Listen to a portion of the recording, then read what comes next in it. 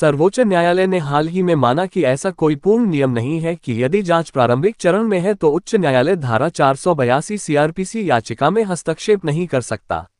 न्यायमूर्ति एस ओका और न्यायमूर्ति उज्जल भुया की पीठ मद्रास उच्च न्यायालय के आदेश को चुनौती देने वाली याचिका पर निर्णय ले रही थी, जिसमें कोयम्बटूर एजुकेशन फाउंडेशन नामक ट्रस्ट के धन का अपने निजी उपयोग के लिए दुरुपयोग करने के अपराध के तहत याचिकाकर्ता के खिलाफ दर्ज प्राथमिकी को रद्द करने से इनकार कर दिया गया था। जबकि याचिकाकर्ताओं और वास्तविक शिकायतकर्ता के बीच एक दीवानी कार्यवाही न्यायालय में लंबित थी। शिकायतकर्ता ने ट्रस्ट के नाम पर छात्रों से कथित रूप से 4 करोड़ 30 लाख रुपए की कुल फीस वसूलने के लिए याचिकाकर्ता के खिलाफ एक आपराधिक मामला दर्ज किया। उच्च न्यायालय ने विवादित आदेश में कहा कि जांच को आगे बढ़ाने के लिए कुछ सामग्री प्रतीत होती है, लेकिन साथ ही ये भी देखा गया कि वर्तमान मामले में शामिल मुद्दा दीवानी प्रकृति का था। उच्च न्यायालय ने याचिका को खारिज करते हुए विवादित आदेश के पैराग्राफ 7 में आगे कहा, तदनुसार यह आपराधिक मूल याचिका खारिज की जाती है। हालांकि याचिकाकर्ताओं को कानून प्रवर्तन एजेंसी के समक्ष एफआईआर की सामग्री को गलत साबित करने के लिए सभी आवश्यक दस्तावेज प्रस्तुत करने की स्वतंत्रता दी गई है और कानून प्रवर्तन एजेंसी अपराध की संज्ञेयता के अधीन मामले को तथ्य की गलती के रूप में संदर्भित करेगी। परिणामस्वरूप विवेद याचिका बंद की जाती है। उच्च न्यायालय के दृष्टिकोण के बारे में सर्वोच्च न्यायालय ने कहा, शायद उच्च न्यायालय का ये विचार था कि जांच में प्रारंभिक अवस्था में हस्तक्षेप नहीं किया जा सकता है। हालांकि इसने आगे कहा कि ऐसा कोई कठोर नियम नहीं है कि यदि जांच प्रारंभिक अवस्था में है तो न्यायालय धारा 482 सीआरपीसी याचिका में हस्तक्षेप नहीं कर सकता है। ऐसा कोई पूर्ण नियम नहीं है कि भले ही जांच प्रारंभिक अवस्था में हो। दंड प्रक्रिया संहिता 1973 संक्षेप में सीआरपीसी की धारा 482 के तहत अधिकार क्षेत्र का प्रयोग करने वाला न्यायालय हस्तक्षेप नहीं कर सकता है। आक्षेपित आदेश के पैराग्राफ 7 का उल्लेख करते हुए पीठ ने उच्च न्यायालय द्वारा अपनाए गए दृष्टिकोण से असहमति जताई और कहा कि उसने सुनवाई में मामले की खूबियों को नजरअंदाज किया। सीआरपीसी की धारा 482 के तहत याचिका पर विचार करते समय, जैसा कि पैराग्राफ 7 में देखा जा सकता है, उच्च न्यायालय की ओर से ऐसा दृष्टिकोण अनसुना है। हम इस विवादित निर्णय से केवल इतना ही देख सकते हैं कि उच्च न्यायालय ने अपीलकर्ताओं की प्रथम सूचना रिपोर्ट को निरस्त करने की याचिका पर गुण दोष के आधार पर विचार नहीं किया है। पीठ ने विवादित आदेश को निरस्त कर दिया तथा मामले को गुण दोष के आधार पर पुनः सुनवाई के लिए वापस भेज दिया। इसने उच्च न्यायालय की रजिस्ट्री न्यायिक को ये सुनिश्चित करने का निर्देश दिया कि बहाल की गई याचिका उच्च न्यायालय के समक्ष सूचीबद्ध की जाए। केस विवरण, कुलंदरसामी एवं अन्य बनाम राज्य का प्रतिनिधित्व उसके पुलिस निरीक्षक एवं अन्य द्वारा किया गया। विशेष अपील 2025 SC 357। राजस्थान शिक्षक संघ राष्ट्रीय द्वारा शिक्षकों की विभिन्न समस्याओं के समाधान हेतु लंबे समय से राज्य सरकार से निरंतर संवाद व वार्ताएं की जाती रही हैं। इन समस्याओं को लेकर प्रदेश व जिला स्तर पर अनेकों ज्ञापन भी सौंपे गए हैं। जिला मंत्री अर्जुन खींची ने बताया कि प्रदेश नेतृत्व ने सरकार के समक्ष शिक्षकों की भावनाओं को रखते हुए सकारात्मक वार्ताएं की, किंतु सरकार द्वारा केवल आश्वासन दिए गए और उन पर कोई अमल नहीं किया गया। उपशाखा अध्यक्ष गोविंद राम जांगिड़ ने बताया कि विशेषता स्थानांतरण प्रक्रिया को पुनर्तः ठप कर देने, पदोन्नति एवं प्रोन्नति प्रक्रियाओं में पारदर्शिता की कमी तथा कार्यभार में असंतुलन जैसे गंभीर मुद्दों पर कोई ठोस कार्यवाही नहीं होने के कारण संगठन में गहरा रोष व्याप्त है। इसी क्रम में संगठन द्वारा 2 चरणों में आंदोलनात्मक कार्यक्रम आयोजित करने का निर्णय लिया गया है। उपशाखा मंत्री दिनेश कुमार वैष्णव के अनुसार प्रथम चरण में दिनांक 7 अगस्त 2025 को प्रदेश के समस्त उपखंड मुख्यालयों पर दोपहर 2:30 बजे मुख्यमंत्री के नाम उपखंड अधिकारी को ज्ञापन सौंपा जाएगा। द्वितीय चरण में दिनांक 14 अगस्त 2025 को प्रदेश भर में सभी जनप्रतिनिधियों को उपशाखाओं के माध्यम से ज्ञापन सौंपा जाएगा, जिससे सरकार को संगठन की भावनाओं से अवगत कराया जा सके। जिला पदाधिकारी ताराचंद प्रजापत ने बताया कि यदि सरकार शिक्षकों की भावनाओं का सम्मान नहीं करती एवं इन मांगों के समाधान की दिशा में ठोस कदम नहीं उठाती है, तो संगठन आंदोलन के द्वितीय चरण के बाद और अधिक व्यापक और निर्णायक कदम उठाने पर विचार करेगा। जिला मुख्यालयों पर जनजागृति रैलियों तथा उपखंड स्तर पर ज्ञापन कार्यक्रमों के माध्यम से शिक्षक समाज की आवाज को बुलंद किया जाएगा। राजस्थान शिक्षक संघ राष्ट्रीय के जिला मंत्री अर्जुन खींची ने शिक्षक साथियों से आह्वान एवं आग्रह किया है कि वे इन तिथियों को संगठनात्मक चेतना के पर्व के रूप में लेते हुए अधिकतम संख्या में उपस्थित होकर अपनी मांगों हेतु एकता और संगठन शक्ति का परिचय दें। संगठन ने प्रदर्शन एवं ज्ञापन में अधिक से अधिक संख्या में शिक्षक पहुंचे इस हेतु पदाधिकारियों को जिम्मेदारी सौंपी है। अधिक से अधिक संख्या में शिक्षक पहुंचे इस हेतु पदाधिकारियों को जिम्मेदारी सौंपी है।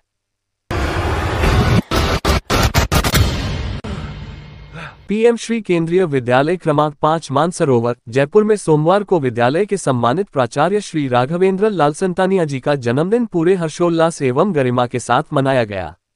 इस अवसर पर विद्यालय परिवार द्वारा एक सादे किंतु भावपूर्ण कार्यक्रम का आयोजन किया गया।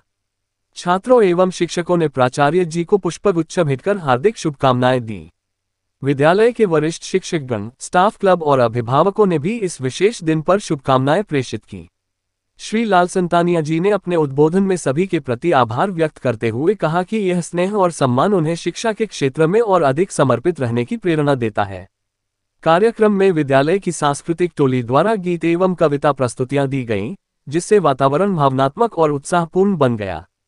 इस अवसर पर विद्यालय परिवार ने उनके दीर्घायु, उत्तम स्वास्थ्य और सतत प्रेरणादायी नेतृत्व की कामना की। स्थानीय सामुदायिक स्वास्थ्य केंद्र के कार्मिकों ने सोमवार को विरोध प्रकट करते हुए कार्य बहिष्कार किया। बहिष्कार के कारण चिकित्सालय में मरीजों को काफी परेशानी का सामना करना पड़ा। चिकित्सा प्रभारी डॉक्टर रामराज मीना ने बताया कि रविवार को अवकाश होने के कारण वे चिकित्सालय समय के पश्चात अपने घर थे। वहीं ड्यूटी स्टाफ चिकित्सालय पर मौजूद था। इस दौरान मजरा भगवानपुरा के कुछ लोगों ने चिकित्सालय परिसर में हंगामा कर दिया।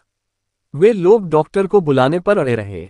ड्यूटी पर मौजूद नर्सिंग कर्मी ने उन्हें कहा कि आज रविवार का अवकाश होने के कारण आधा दिन चिकित्सालय खुला रहता है, इसलिए OPD सेवाएं नहीं मिल सकेगी और चिकित्सक भी अपने घर पर हैं।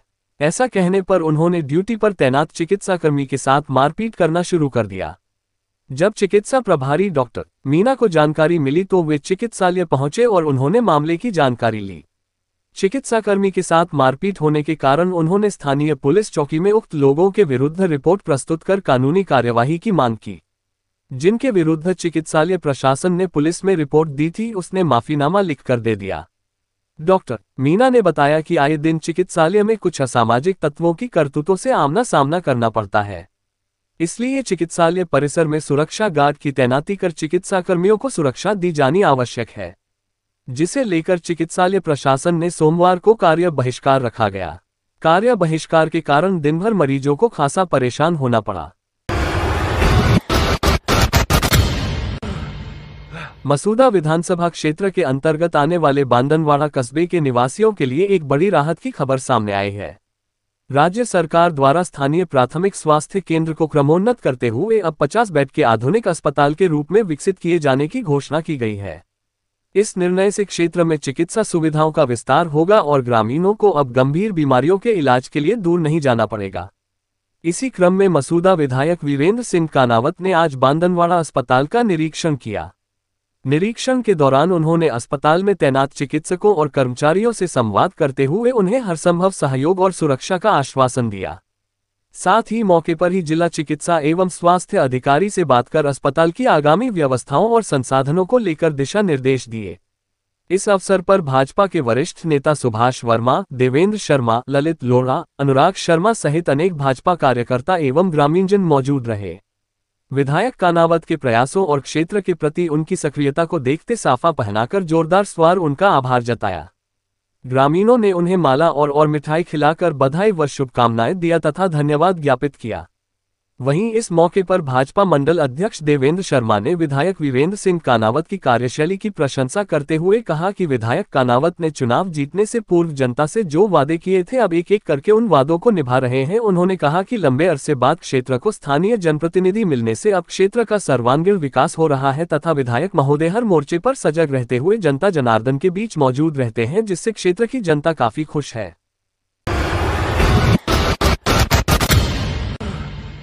राजस्थान उच्च न्यायालय जयपुर बार की पूर्व पुस्तकालय अध्यक्ष व बीसीआर चुनाव की प्रबल दावेदार अधिवक्ता प्रमिला शर्मा का जन्मदिन सोमवार को हाईकोर्ट परिसर में कई जगह केक काटकर अधिवक्ता साथियों के सानिध्य में हर्षोल्लास के साथ मनाया गया।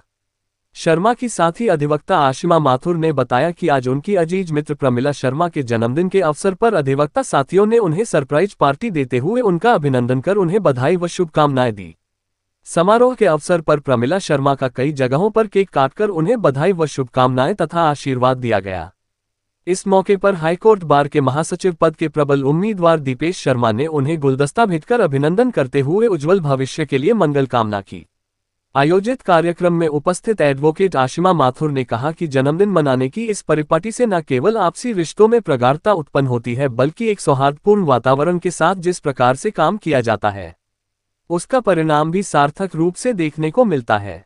उन्होंने कहा कि प्रमिला शर्मा का जन्मदिन मनाकर उनका अभिनंदन कर अन्य अधिवक्ता साथियों के लिए प्रेरणा के स्रोत के रूप में काम किया है।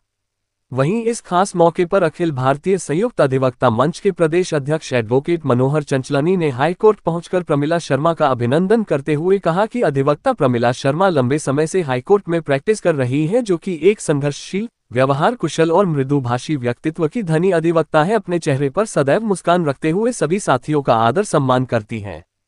उनके इसी व्यवहार की वजह से वो हाईकोर्ट बार में तथा मंच में भी अपनी विशिष्ट पहचान रखती हैं। आज जन्मदिन के अवसर पर उनके इसी व्यवहार का रिटर्न गिफ्ट अधिवक्ता साथियों द्वारा उनका जन्मदिन मनाकर दिया गया है। इस अवसर पर कार्यक्रम में एडवोकेट मनोहर चंचलानी, दीपेश शर्मा, आशिमा माथुर, अंकित कपूर, प्रज्ञा पांडेय, शिवानी शर्मा, निर्मला सैनी, आशीष नायक, करिश्मा पारीक, गोविंद शर्मा, चंद्रकांत चौहान, भगत सिंह शर्मा, तरुण वर्मा सहित कई अधिवक्ता साथी मौजूद रहे। वहीं इस मौके पर अधिवक्ता प्रमिला शर्मा ने सभी वरिष्ठ अधिवक्ता साथियों का आशीर्वाद लेते हुए आभार व्यक्त किया और कहा कि भविष्य में भी इसी प्रकार का प्यार, आशीर्वाद और मार्गदर्शन बनाए रखना।